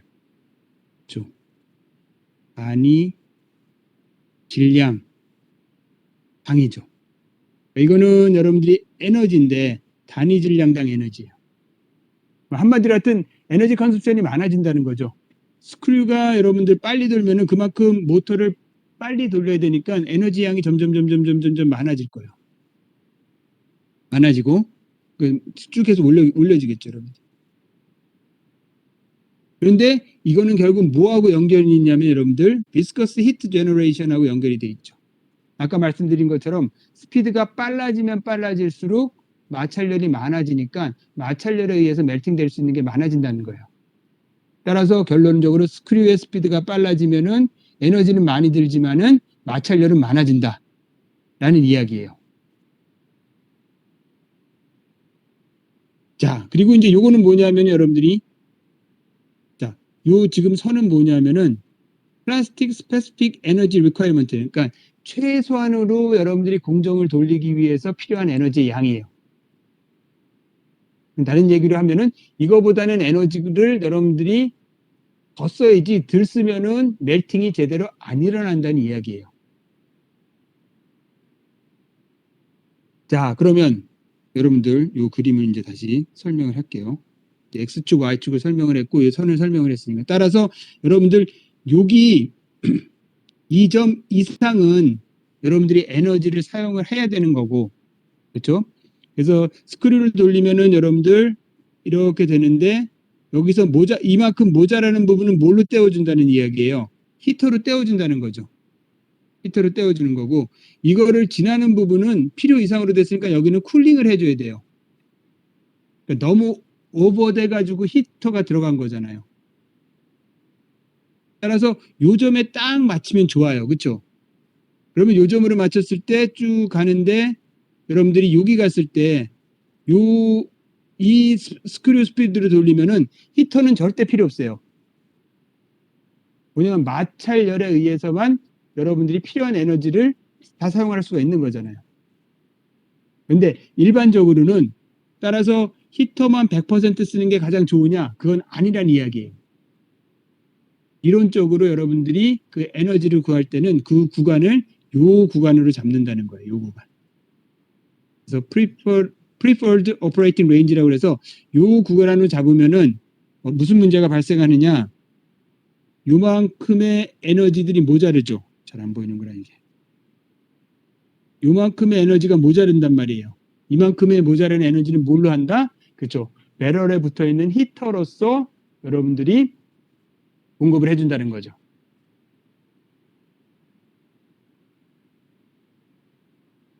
자, 그래서 결국은 우리가 여러분들이 가공 조건을 잡을 때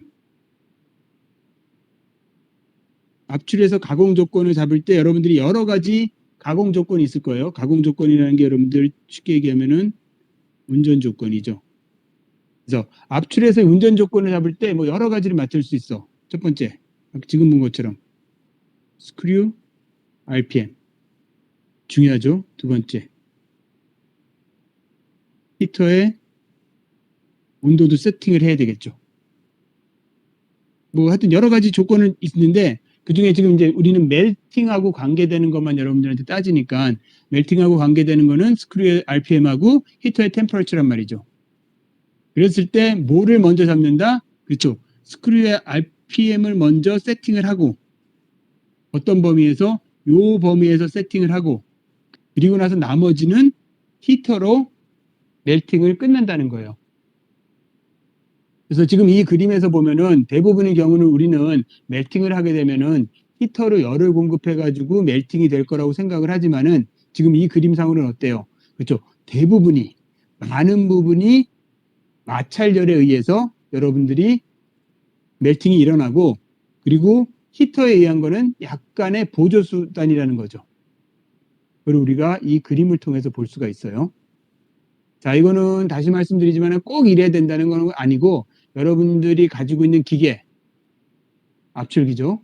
그리고 여러분들이 사용해야 하는 재료, 뭐 이런 것들과 다 연관관계들이 있는 것들이에요. 그래서 여러분들이 스크류 RPM하고 히터의 온도를 세팅을 해주는 거죠. 자, 그래서 여기 제가 뭘 막 써놓은 게 있구나. 여기다 쓰면 안 되는 거였는데.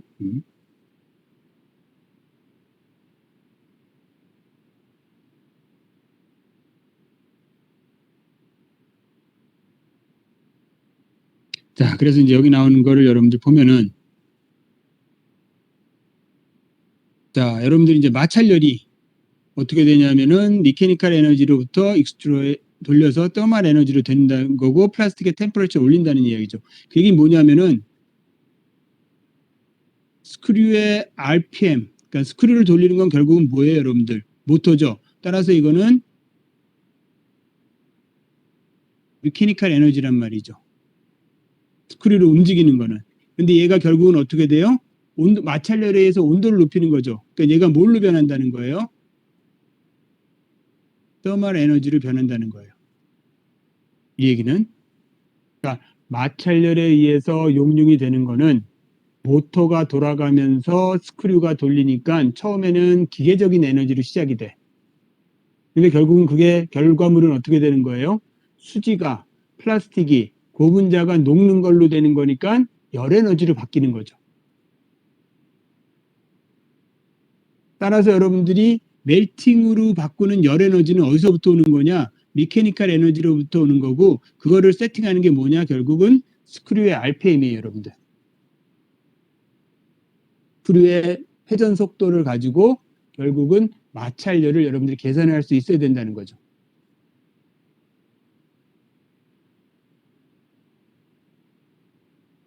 자, 그래서 압출기에서는 스크류가 굉장히 중요한 역할을 하는 거고 그 중요한 역할을 하는 이유 중에 대부분은 뭐냐면은 그것에 의해서 멜트를 만드는 거예요. 그리고 걔가 돌아가면서 이송도 시키고.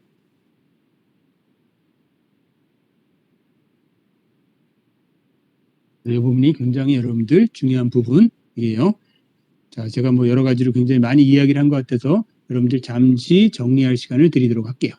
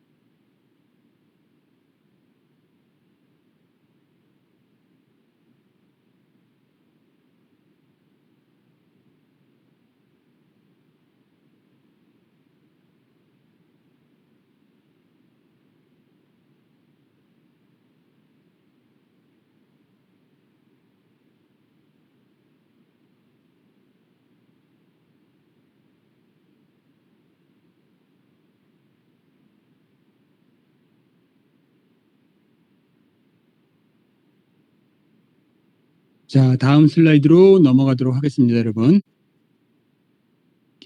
자, 이거는 이제 실질적으로 우리 아까 보여드렸던 배럴하고 우리 스크류가 이렇게 있으면은 블레이드가 이렇게 돼 있으면은 어떻다고 그랬죠? 바로 이 부분에 고분자 수치가 채워져 가지고 이송이 되면서 멜팅이 된다고 그랬죠. 그걸 여러분들한테 그림으로 보여드리는 거예요. 그래서 여기는 L하고 D는 뭐냐면은 스크류의 길이와 그다음에 요 지름에 비했을 때 여러분들 펠렛, 우리가 이제 이렇게 생긴 걸 펠렛이라고 그래요. 여러분들 그림 보면은 요게 이런 식으로 약간 그 비비탄처럼 뭐 그렇게는 아니지만 그렇게 생긴 거 있죠. 이런 플라스틱의 작은 조각을 우리가 펠렛이라고 이야기를 하거든요. 수지의 작은 조각을. 이제 얘가 여러분들 가는 거예요. 이거는 이제 초반부죠. 우리가 얘기한 피딩 부분이에요. 피딩 부분이면 이제 하얀 거는 아직 녹지 않은 펠렛이고 녹지 않은 고분자고 점점 5, 6, 7, 8로 갈수록 어때요? 녹는 그러니까 빨간 부분이 많아지죠. 빨간 부분이 뭐냐면은 바로 멜팅이 된 부분이에요.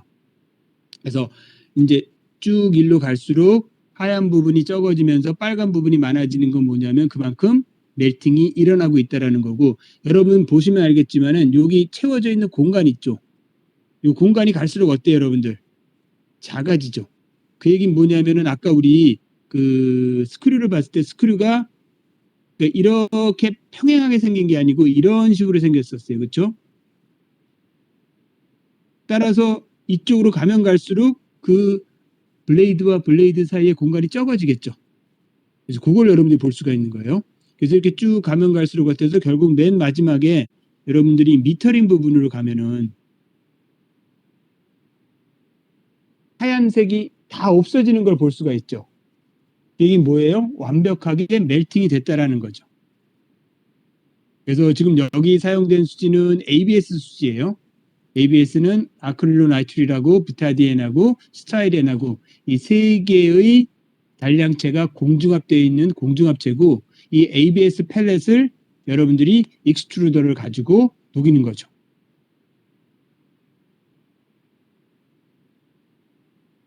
그래서 여기는 나와 있는 것처럼 여러분들 40rpm으로 돌렸대요. 그리고 온도는 262도로 세팅을 해줬고,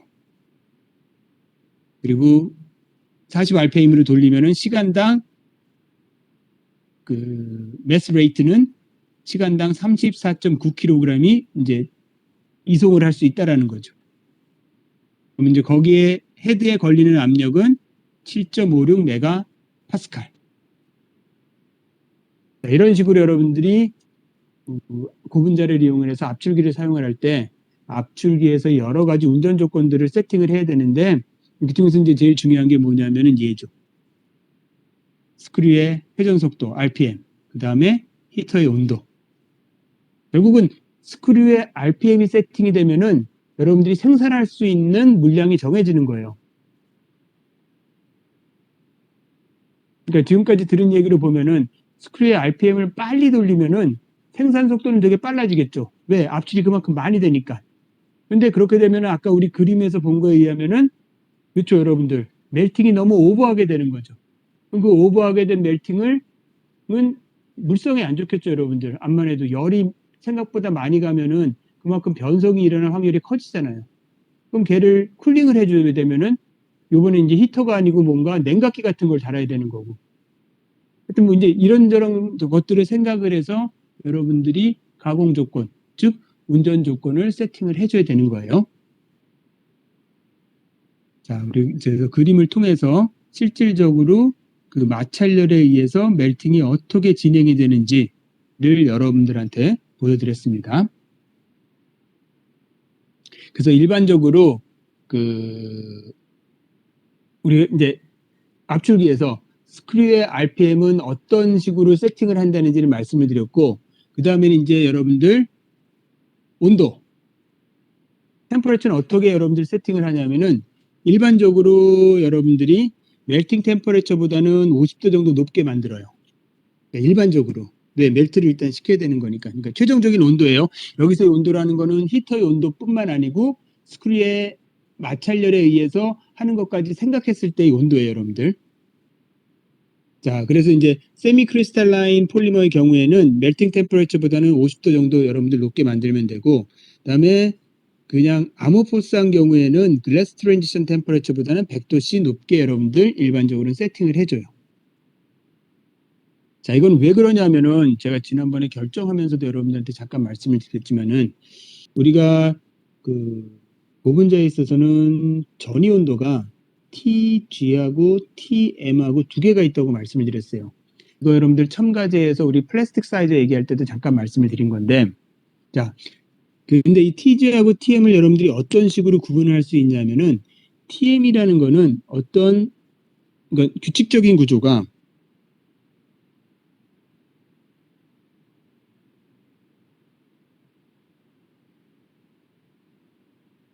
규칙적인 구조가 불규칙적인 구조로 되는 거를 TM이라고 이야기할 수가 있죠. 예를 들어서 고체가 액체가 될 때가 TM이잖아요. 그러니까 고체는 어떤 결정 구조였다가 온도가 올라가 가지고 분자들 사이에 운동이 활발해져 가지고 그 결정 구조가 무너지면서 액체가 되는 거잖아요. 그러니까 그런 식의 컨셉을 사용을 하면은 결국은 고분자에서는 규칙적인 부분은 결정인 부분이죠. 따라서 불규칙적인 부분은 무정형인 부분이잖아요. 그래서 TM은 결정이 무정형이 되는 거예요. 따라서 TM이 있으려면은 어떤 고분자에 돼요? 결정이 있는 고분자에 되죠. 그래서 우리가 세미 크리스탈 라인이라고 하는 거죠. 그러니까 100% 결정성 고분자는 자연계에는 존재하지 않는다고 여러분들 알고 계시자는 거잖아요. 따라서 100% 결정성은 없고 항상 고분자는 결정인 부분하고 무정형인 부분이 섞여 있는 거예요. 그리고 TM이 존재하려고 그러면은 결정인 부분이 있어야지 그 부분이 무너지면서 그러니까 전이 온도가 나타나는 거죠. 그러면 그거에 대비해서 TG는 뭐냐면은 결정 부분이 무너지는 게 아니고 여기는 불규칙적인 부분에서의 어떤 움직임이 일어나는 걸 여러분들이 TG라고 할 수가 있어요. 즉 무정형인 것만 있어도 TG는 나타나요. 이론적으로는. 그러니까 무정형인 부분만 있으면은 이론적으로는 멜팅 포인트가 나타날 수가 없죠. 왜? 규칙적인 부분이 없으니까. 하지만 무정형 부분이 있어도 TG는 나타날 수가 있는 거죠. 그래서 아머포스한 고분자, 이건 이제 100% 아머포스한 고분자를 이야기하는 거예요. 지금 여기서는 TM이 없으니까 TG 기준으로 100도씨 정도 높은 온도로 여러분들이 세팅을 하면 된다는 이야기죠. 오케이. 자, 그래서 온도가 높아지면 높아질수록 가공 온도가 높아지면 높아질수록 어떤 일이 발생을 하냐면은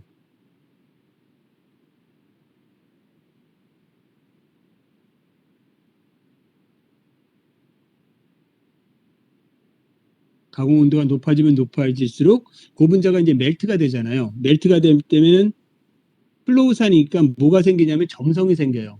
흐르는 물질은 그 흐르는 물질의 저항하는 성질인 점성이 생기는 거죠. 여러분들 예전 유체역학 시간에 아마 배웠을 거예요. 자, 그리고 점성을 우리가 수치화한 게 뭐냐면 점도죠. 따라서 가공 온도가 높아지면 높아질수록 점도는 떨어져요. 그러면 가공하는 입장에서는 여러분들 점도가 높은 게 좋아요? 낮은 게 좋아요? 응? 점도가 높으면은 끈적끈적한 거고 점도가 낮으면은 안 끈적끈적한 거고, 그러니까 점도가 낮을수록 뭔가 변형되기가 쉽겠죠. 따라서 가공하는 사람들 입장에서는 점도가 낮으면 낮을수록 좋아요. 그러면은 가공 온도는 따라서 높으면 높을수록 좋죠.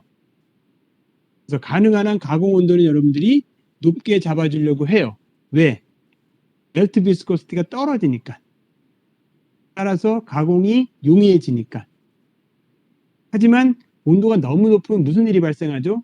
첫 번째, 그렇죠. 에너지 코스트가 많이 들고, 두 번째, 디그레데이션이 일어나기가 쉽잖아요. 열 변형, 열 변성. 우리 첨가제 할 때 열 안정제라는 거 집어넣어줬죠. 열 안정제를 집어넣어주는 이유가 뭐예요? 그죠? 가공할 때 열에 의한 변성이 생기는 것을 방지하기 위해서 열 안정제를 집어넣어줬단 말이죠. 따라서 온도가 너무 높으면은 그런 열 변형이 일어나기 때문에 안 좋아요. 따라서 열 변형이 안 일어날 정도로 낮게 가지고 가야 돼요. 따라서 이 사이 어딘가에 온도를 잡아야 돼요. 온도를 여러분들이 세팅을 해줘야 되겠죠. 그러니까 여러분들 굉장히 복잡한 게 많아요. 이 온도를 세팅할 때는 첫 번째, 에너지도 생각을 해야 되고, 두 번째, 가공의 용이성도 생각해야 되고, 세 번째, 변성도 생각을 해줘야 되고, 그래서 그 안에 맞는 어떤 조건을 여러분들이 잘 세팅을 해줘야 되는 거죠.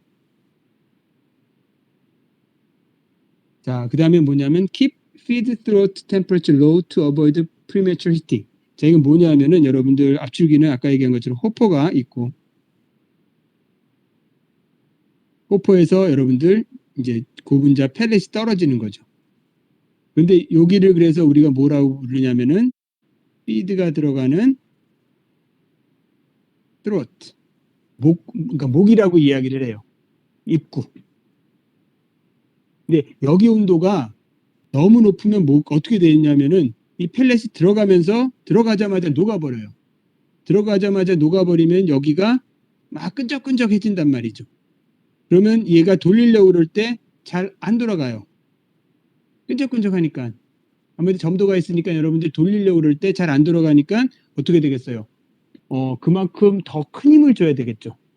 그래서 그런 걸 방지하기 위해서 프리매처 히팅을 방지하기 위해서 이 feed throat에는 여러분들이 온도를 낮게 가르쳐 주는 게 좋아요.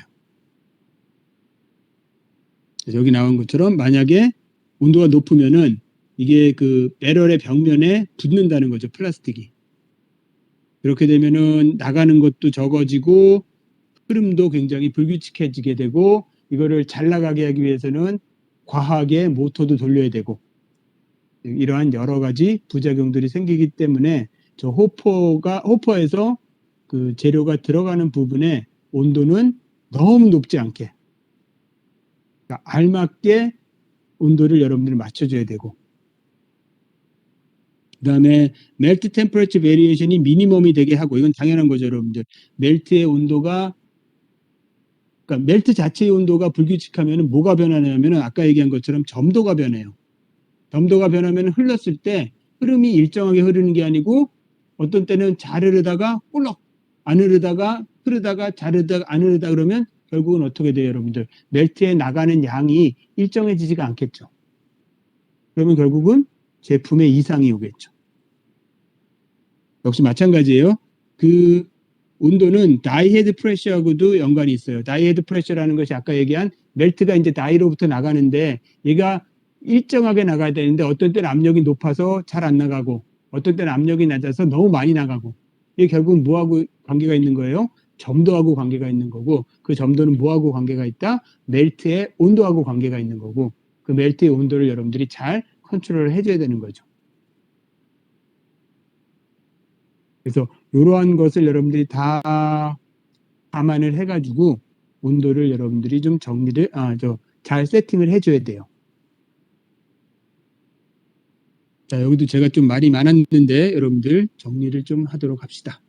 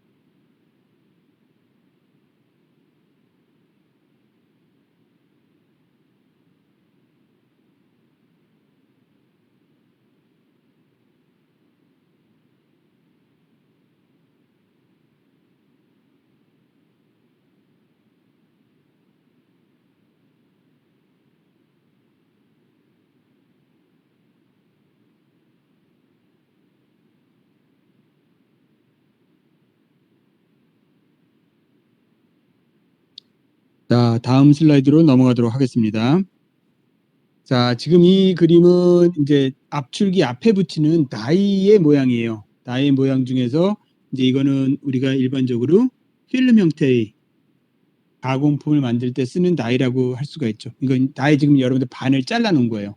반을 잘라 놓은 거고 이제 여기서 멜트가 이런 식으로 나오는 거죠. 멜트가 나와서 이렇게 해가지고 쭉 나와서 나올 때는 여러분들 이제 요런 멜트가 이제 나와가지고 냉각놀에 이제 붙게 되겠죠.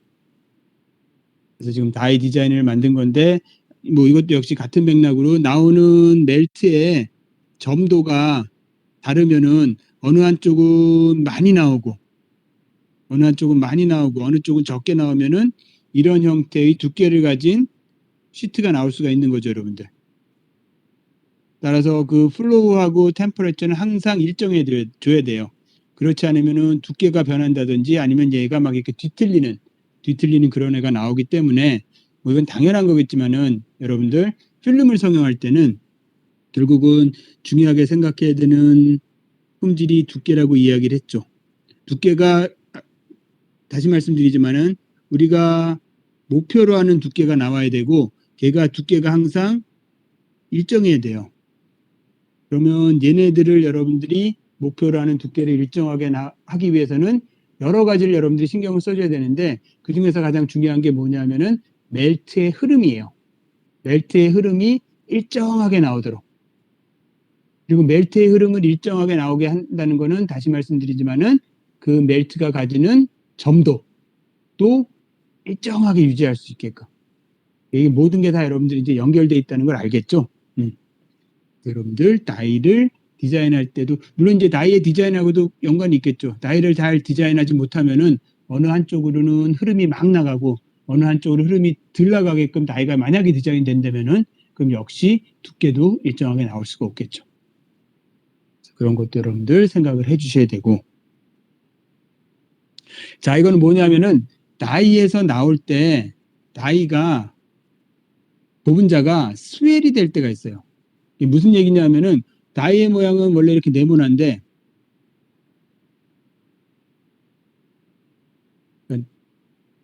다이에서 이제 고분자가 나오면은 얘네가 이런 식으로 모양이 그러니까 고분자가 냉각이 되면서 약간의 수축이라든지 약간의 팽창이 일어날 수가 있죠. 그건 재료마다 조금 특성이 있는 거예요. 그래서 멜트에서 여러분들이 멜트가 냉각이 돼가지고 이제 경화가 되겠죠.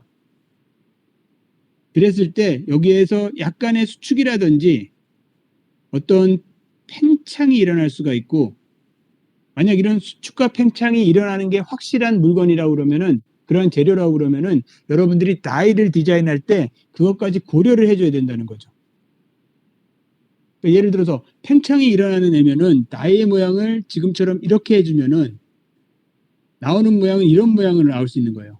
그러니까 여러분들이 이런 정사각형의 단면을 가진 제품을 얻고 싶다. 그런데 재료가 냉각이 될 때 팽창이 일어난다. 이거를 알고 있으면은 그 앞에 쓰는 다이는 어떤 다이를 써야 돼요? 그렇죠. 이런 모양을 가지고 있는 다이를 써야 된다는 거죠. 그래서 그렇게 다이를 디자인할 때는 그런 것도 여러분들이 신경 써줘야 된다는 거를 말씀을 드리는 거예요. 그래서 이런 형태로 여러분들이 다이를 디자인할 때 신경을 써줘야 되고 따라서 다이를 디자인할 때 여러분들이 신경을 써야 될 거는 첫 번째 흐름을 일정하게 가져갈 수 있는 모양. 그 다음에 두 번째는 만약에 재료가 냉각이 될 때 수축이나 팽창이 되면은 그거를 고려한 모양, 쉐입을 여러분들이 고려를 해서 다이를 디자인을 해줘야 돼요.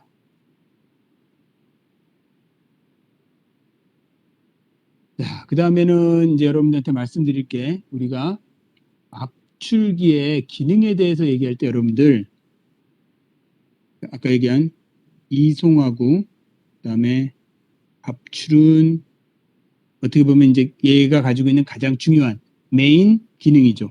그 밖에 여러분들한테 말씀드린 게 믹싱하고 디게싱하고 또 하나 뭘 말씀드렸죠 여러분들? 믹싱, 디게싱, 그다음에 다이 포밍을 말씀드렸는데 이제 다이에 대해서는 얘기 드렸고 이제 믹싱하고 디게싱에 대한 이야기를 합시다. 자, 지금 이제 여러분들 압출기를 간단하게 그린 거예요. 이제 허퍼가 있고 그다음에 여기 배럴 있고 안에 스크류 있고 기본적인 거죠. 여기서 이제 들어가서 여러분들 들어갈 때 자, 이 안에다가 여러분들이 집어넣을 때 여기다가 여러분들이 고분자 재료하고 그다음에 첨가제를 같이 여러분들이 집어넣으면은 얘가 앞으로 가면서 이동을 하면서 믹싱이 일어나요. 자, 그런데 어떤 경우에 고분자가 이제 멜트가 된다는 거는 고온의 열을 받는 거잖아요.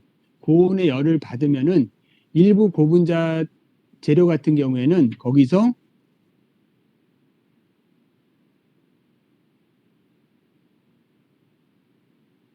휘발성 가스가 나오기도 해요.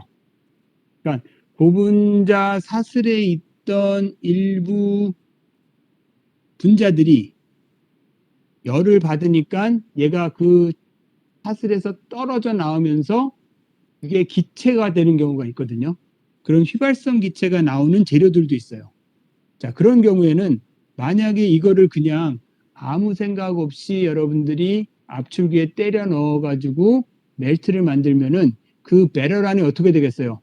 가스가 점점 차겠죠. 가스가 점점 차니까 어떻게 돼요, 여러분들? 아까 여러분들 헤드 프레셔라는 단어를 봤을 거예요. 이 헤드 프레셔라는 게 뭐냐면은 요 앞에 나이 부분에서의 압력이에요. 요 압력이 점점 올라가면 어떻게 되겠어요, 여러분들? 일단 이송이 안 되겠죠. 앞부분에 압력이 꽉 차 있으면은 뒤에서 앞만 밀어도 앞으로 나갈 수가 없잖아요. 그리고 그게 계속 쌓이다 보면 결국은 어떻게 되겠어요, 여러분들? 배럴이 빵 하고 터지겠죠, 여러분들. 따라서 그렇게 가공 중에 휘발성 기체가 나오는 그러한 재료를 여러분들이 가공을 해야 될 경우에는 중간에 뭐를 해줘야 되냐면은 휘발성 기체를 빼주는, 휘발성 기체를 제거해주는 뭔가 장치를 집어넣어줘야 돼요. 그게 뭐냐면 바로 이 디게싱이에요. 자, 그럼 정리를 하면은 압출기에서의 디게싱은 뭐냐면은 가공 중에 휘발성 기체가 발생하는 고분자 재료의 경우에는 그 휘발성 기체를 제거해주는 뭔가 공정, 장치가 필요한데 그걸 우리가 뭐라 그래요? 디게싱이라고 이야기를 해요. 자, 무슨 얘기인지 알았죠? 네, 다음으로 넘어가도록 합시다. 자, 다음은 이제 여러분들한테 그 트윈 스크류가 어떻게 생겼는지 보여드리는 거예요. 자, 스크류는 걔가 몇 개냐에 따라서 우리가 싱글 스크류하고 그다음에 트윈 스크류를 나눈다고 그랬어요. 싱글 스크류는 말 그대로 그냥 스크류가 하나예요. 하나짜리. 트윈은 두 개가 붙은 거죠. 근데 그 두 개가 붙어서 같은 방향으로 돌 수도 있고 다른 방향으로 돌 수도 있고 뭐 여러 가지 형태로 디자인을 할 수가 있어요. 이 디자인의 근거는 역시나 여러분들 그죠? 마찰열이 얼마큼 생길 것인지 뭐 이런 것들을 고려해서 여러분들이 만드는 거죠. 그래서 트윈 스크류를 여러분들 한번 이제 보여드리려고 제가 여러분들 만들었어요. 저 보여드리는 거고. 그래서 실질적으로는 이제 스크류 트윈 스크류의 경우에는 다음과 같이 생겼어요. 자, 스크류가 이제 여러분들 이렇게 생겼다고 그래서 얘를 통째로 깎느냐 하면은 물론 그럴 수도 있지만은 각각의 블레이드를 여러분들이 따로 만들어 가지고 이렇게 여러분들 조립을 할 수도 있어요. 여러분들 여기 보시면 알겠지만은 블레이드 모양이 다르잖아요. 자, 이런 디자인이 다 멜트가 어떻게 만들어지고 어떻게 이송이 되고 이런 거를 감안한 디자인들이에요. 그래서 싱글 스크류도 그렇고 트윈 스크류도 그렇고 그거를 통째로 하나를 다 깎아서 만들 수도 있지만은 중간 그 부분 있죠. 부분에 스크류의 엘리먼트를 깎아가지고 걔네들을 조합을 해가지고 여러분들이 하나의 통째로 된 스크류를 만들 수도 있다라는 거죠. 그래서 이랬을 때 트윈 스크류의 엘리먼트들 이런 애들이 이제 여러 개 여러분들이 연결을 하는 거죠. 연결해가지고 하나의 스크류를 만들 수 있는 여러분들한테 그림으로 보여드리는 거예요. 자, 이제 다음은 이제 여러분들 그 스크류를 아까 말씀드린 엘리먼트들을 조립을 해서 만들 때 제가 여러분들 보여드린 것처럼 이 부분에 생긴 스크류 모양과 여기의 모양과 여기의 모양과 또 여기의 모양들이 다 다르죠. 그건 뭐냐면 그런 엘리먼트들을 여러분들이 붙여가지고 각 파트에서 가장 최상의 퍼포먼스가 나오게끔 여러분들이 만들 수가 있다는 거예요. 그래서 이 부분은 지금 뭐예요, 여러분들? 피딩이 되는 부분이란 말이에요. 피딩이 되는 부분이기 때문에 이런 조합을 만들었고, 자, 이 부분은 지금 어때요? 글래스 파이버가 들어가죠. 글래스 파이버가 들어가니까 얘를 가지고 여러분들 FRP라는 컴포짓을 만드나 봐요. 우리 이건 컴포짓에 대해서 여러분들 이야기했을 때 나왔죠. 그러면 글래스 파이버를 여기서 집어넣어서 여기서 뭐가 일어나냐면은 믹싱이 일어나겠죠. 믹싱이 일어난단 말이죠. 그러면 믹싱이 일어날 때의 그 스크류의 모양이 좀, 그러니까 블레이드의 모양이 좀 달랐으면 좋겠으니까 여기 이렇게 만들고, 그다음에 이 부분에서는 지금 뭐가 돼요? 벤팅이 되는 거죠. 즉 여기서 디게싱이 되고 있는 부분이잖아요. 그럼 디게싱이 된다는 것은 여기서는 어떻게 되는 거예요? 휘발성 가스가 많아지면서 뭔가 압력도 좀 많이 차고 뭐 이제 이런 부분인 거잖아요.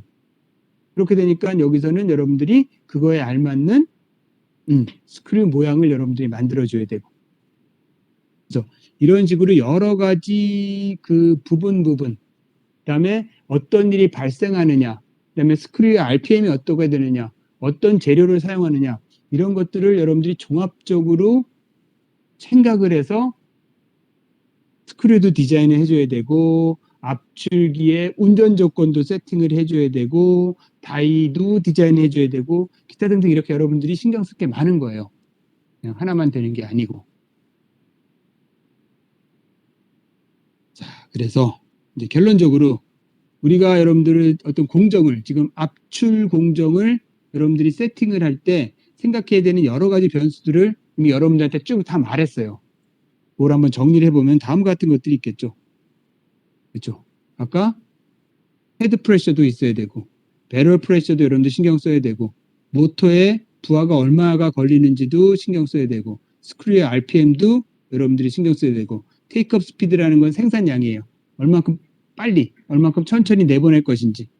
그렇게 되면은 에너지가 얼마큼 드는지도 여러분들이 신경을 써야 되고, 그다음에 냉각을 할 때 어떻게 냉각을 해야 되는지도 신경을 써야 되고, 그렇게 되니까 여러분들 바렐이나 다이에서의 온도도 여러분들이 생각해 줘야 돼서 한 50에서 100개의 프로세스를 여러분들이, 그러니까 프로세스를 돌릴 때 50에서 한 100개 정도의 공정 변수들이 있어요.